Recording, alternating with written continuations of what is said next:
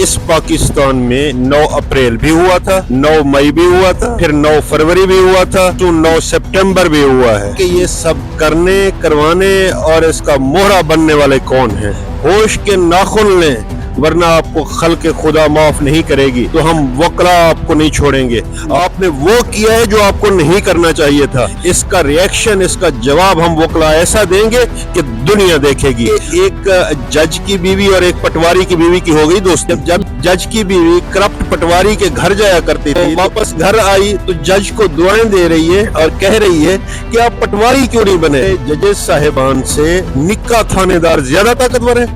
10 सितंबर को होने वाली गिरफ्तारियों पर काफ़ी तशवीश का इजहार किया जा रहा है। हर तरफ से मज़म्मतें आ रही हैं। शुएब शाहीन भी उसी दिन गिरफ़्तार हुए। शुएब शाहीन साहब के भतीजे मेरे साथ इस वक्त मौजूद हैं, इनसे बात करते हैं। साथ रहिएगा। अस्सलाम वालेकुम सर। वालेकुम अस्सलाम जी। सर बताइएगा, शुएब शाहीन साहब कहाँ से अरेस्ट हुए और कहा ये जा रहा है कि एक पुलिस वाले पे उन्होंने उनकी कनपट्टी पे पिस्तौल ताना है? देखें जी, आपको शाहीन साहब की तफसील बताने से पहले मैं एक चीज़ बताता चलूँ। इस पाकिस्तान में 9 अप्रैल भी हुआ था 2022, 9 मई भी हुआ था, फिर 9 फरवरी भी हुआ था और परसों 9 सितंबर भी हुआ है।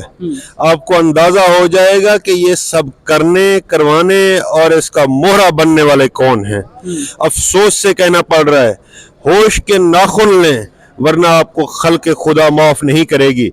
अगर खल्क़ खुदा ने कर भी दिया तो हम वकला आपको नहीं छोड़ेंगे। आपको अंदाजा होना चाहिए कि आपने किया क्या है। आपने हमारे सरों से पानी उतरवा दिया है। आपने वो किया है जो आपको नहीं करना चाहिए था।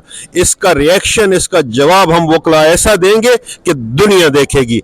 जहां तक आपने सवाल किया शुएब शाहीन साहब के हवाले से, मैं समझता हूं कि शुएब शाहीन साहब की नफासियत का, या इतने नफीस हैं वो, उसका अंदाजा इस चीज से लगा लें कि पिछले 40 साल से वो प्रोफेशनल वकील हैं।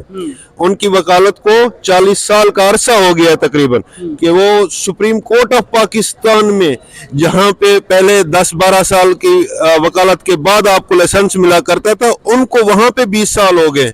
आप अंदाजा लगाएं कि इस टाइम भी सुप्रीम कोर्ट ऑफ पाकिस्तान का रिकॉर्ड है कि पेडेंसी भी इंडिविजुअल वकला में सबसे ज्यादा शुएब शाहीन साहब की है और डिस्पोजल भी सबसे ज्यादा शुएब शाहीन साहब की है।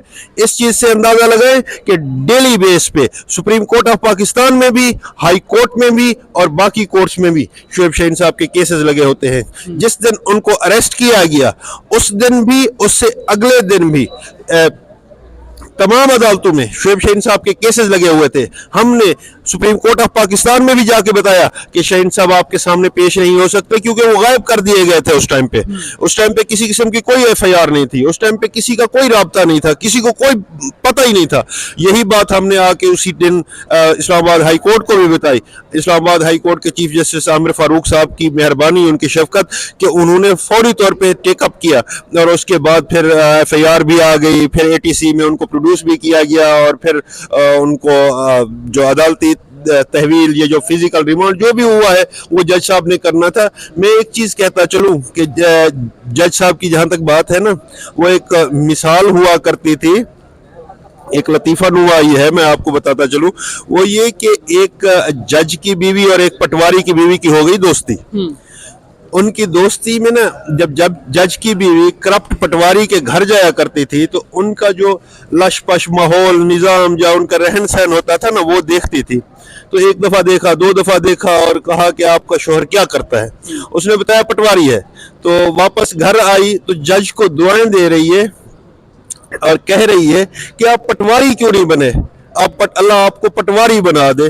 तो इसका मतलब है कि आपसे मैं कहना जो चाहता हूँ वो ये है कि हमारे जजेस साहिबान से निक्का थानेदार ज्यादा ताकतवर है।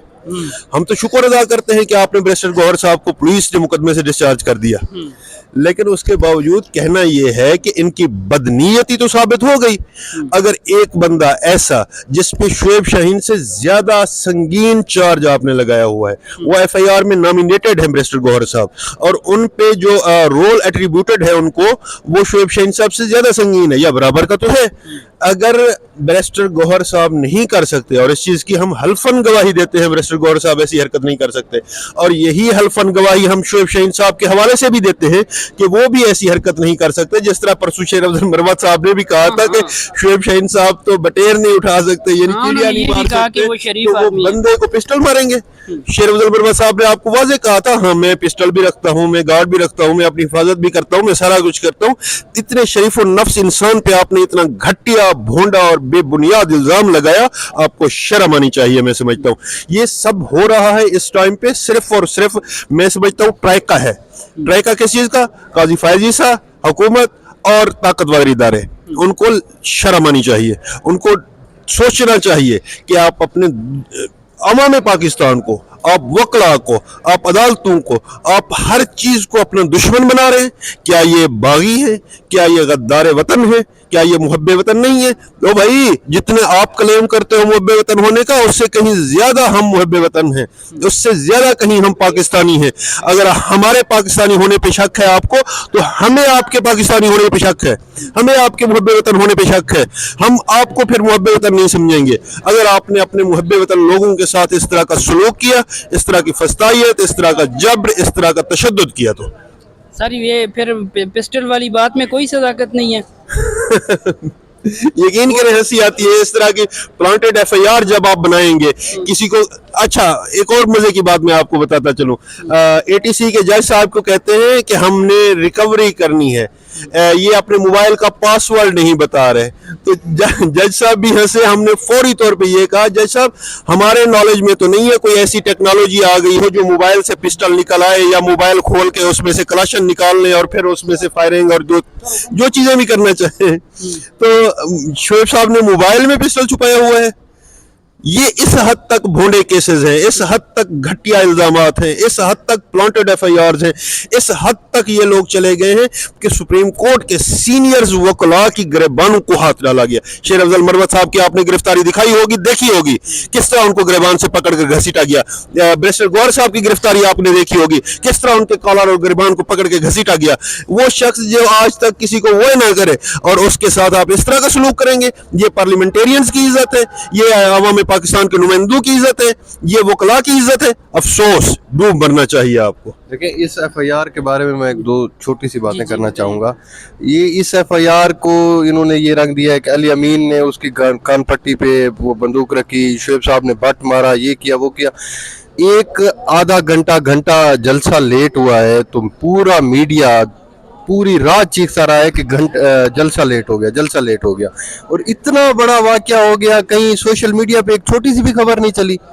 मतलब हर मीडिया पे तो चली है, नहीं सोशल नहीं, ये एफआईआर का वाकया कि उन्होंने अली अमीन ने बट मारा है, या कन पट्टी पे पिस्टल रखी है, या डीएसपी को वो कर लिया है, घेरे में ले लिया है, ये सारी खबरें। वो एक घंटा अगर जलसा लेट हो गया तो वो पूरी सोशल मीडिया पे चलता रहा, वो पूरे मीडिया पे चलता रहा, और इतना बड़ा वाकया हो गया कि उन्होंने 30 बंदे जो भी कायदीन थे, अच्छा मेरी बात सुने, सारे कायदीन को नामजद कर दिया कि इसने बट मारा, फलां ने वो किया, इन्होंने कान पट्टी पे पिस्टल रखी। तो वो जो अपना 15-20 हजार या 30 हजार लोग जलसे में आए हुए थे, वो उनके साथ वो कुछ नहीं करा सकते थे। अगर कायदीन ने लड़ना था तो वो अवाम के साथ कुछ नहीं करा सकते। ये बकवास है, कोई इसमें कोई सदाकत नहीं है। इस एफआईआर में भोंडी एफआईआर है, मजाक का खेल। आप एक दफा एफआईआर पढ़ें, आपको खुद हंसी आएगी, जैसे बॉलीवुड की फिल्मों में नहीं चल रहा होता, वैसी वो एफआईआर है।